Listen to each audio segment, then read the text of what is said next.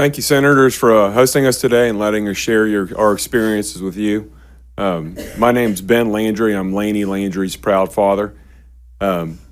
Lainey was killed on the July 4th floods on the banks of the Guadalupe River.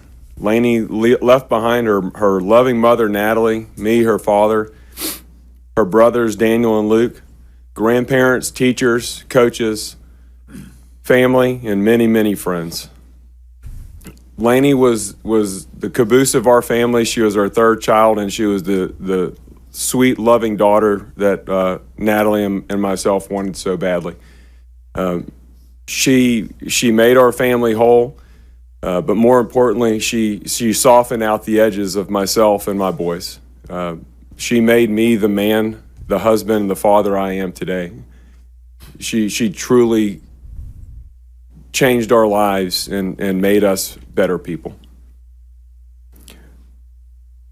She was the best friend to Daniel and Luke, a great playmate, a great friend to everybody around her, and a kind, caring child. Like you've heard from all of these people, these girls were amazing.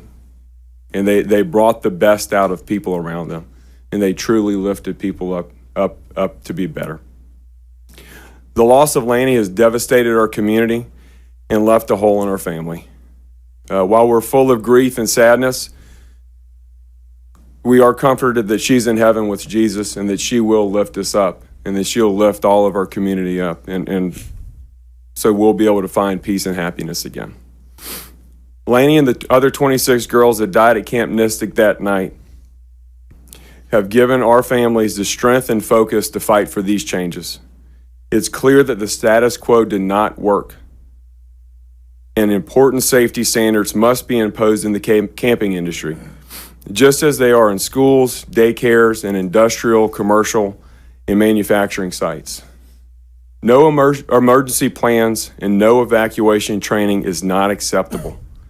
There is not an industry I know that would allow this. I've coached lots of my kids' teams, and I've always told them I will never put you in a position to fail. All of these girls were put in a position to fail. They were told their directions were to fail, and that's what happened that night. These children were put to sleep in a floodplain with no plan for a flood. This must be changed now so this does not happen again.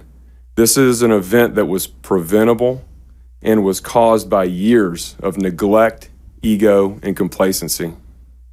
Never again should these words be used to describe the children's camps in Texas.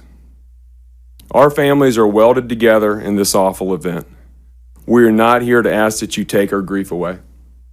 The grief represents the everlasting love that we have for our girls.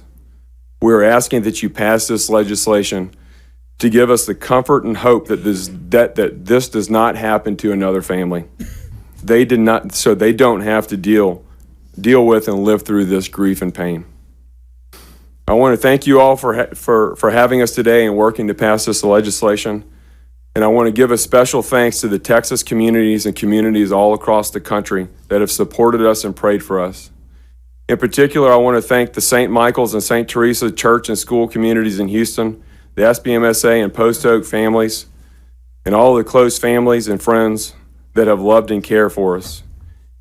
In particular, I want to, even more detailed, I want to thank the families, the 26 other families here who have all lifted each other up, have supported and cried together and helped each other and to get through this time.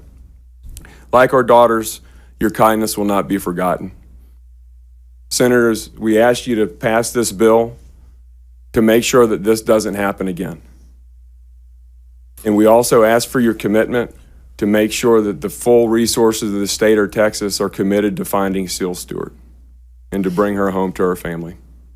Thank you all for your time. God bless you.